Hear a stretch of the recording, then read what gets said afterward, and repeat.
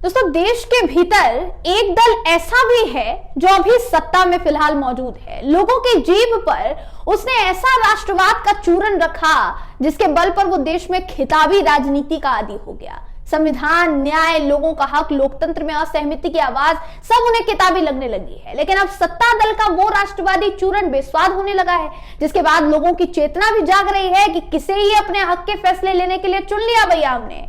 लेकिन खिताबी राजनीति के आदि दोस्तों वो लोग, वो नेता दल आवाजों को अपने संसाधनों के दम पर दफन कर रहे हैं। उन्होंने मांगों पर कहीं ना कहीं देश में फूट डलवा दी। मीडिया पर सवाल पूछने की जिम्मेदारी है। उनके चैनल पर 2 ऐड चलवा देते हैं, यानी मैनेज सब कुछ हो जाता है। लेकिन सोशल मीडिया के दौर में कहां कुछ छुपता है।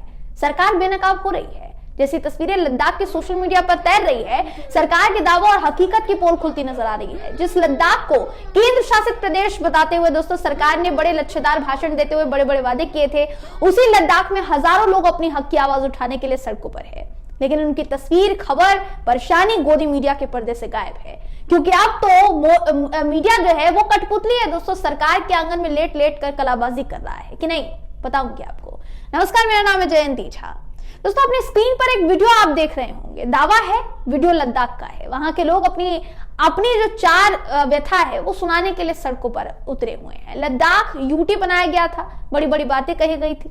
लेकिन आइए बताते हैं मांगे क्या क्या है। इलाके में बंद का आह्वान लेह लद्दाख बॉडी और कारगिल डेमोक्रेटिक अलायंस ने किया था।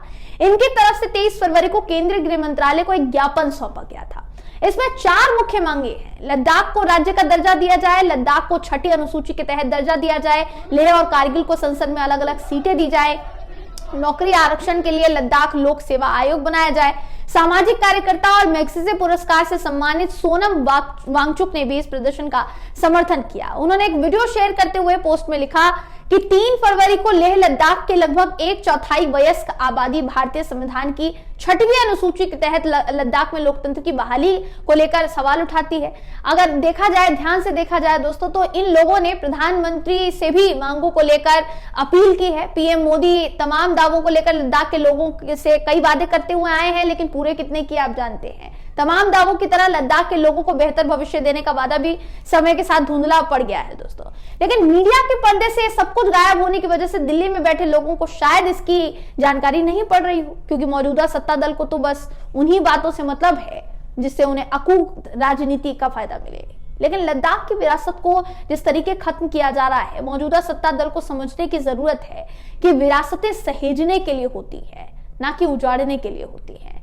देखिए दोस्तों, अगर बात की जाए लद्दाख की, तो आर्टिकल 370 को जब खत्म किया गया था ना, तो आपको याद होगा कि आर्टिकल 370 को खत्म करते ही जो राज्य का दर्जा था वो समाप्त हो गया था, बाकी की जो सुविधाएं थी वो समाप्त हो गई थी। वहां के लोगों का साफ सीधे तौर पर कहना है कि भाई आप ये बताइए कि हम जो ब्यूरोक्रेटिक दर्जे में इतने समय से रह रहे हैं, ब्यूरोक्रेटिक शासन में रह रहे हैं, या हमें कब तक रहना पड़ेगा। हम चाहते हैं कि हम अपना प्रतिनिधि खुद चुने, जबकि हम पर प्रतिनिधि को थोपा जा रहा है, क्योंकि हमारे पास राज्य का दर्जा नहीं है। हमें राज्य का दर्जा बहाल चाहिए। और उन्होंने ये भी कहा कि लेह और लद्दाख को अलग अलग संसद में सीटें भी मिलनी चाहिए। इसको लेकर हजारों तादाद में जो लोग सड़कों पर उतरे दोस्तों, उनकी तस्वीर आपकी स्क्रीन पर बड़े बड़े आपको फुटेज में मैं दिखा रही हूं। आप ध्यान से गौर से देख सकते हैं कितनी भारी तादाद है और कितनी भारी तादाद में लोग सड़कों पर उतरे हुए हैं। इसी को कहते हैं असली विरोध प्रदर्शन, जो सरकार के खिलाफ मोर्चा खोला गया है।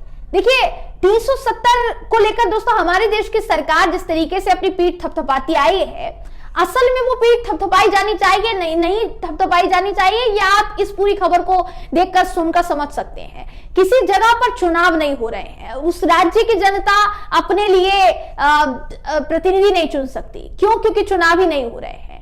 उनको एक पूर्ण राज्य का दर्जा तक नहीं मिला है। 370 बहाल होने की मांग इसलिए वो कर रहे हैं। क्या उनकी मांगों पर सरकार को विचार नहीं करना चाहिए? ये मैं आपसे पूछना चाहूंगी दोस्तों।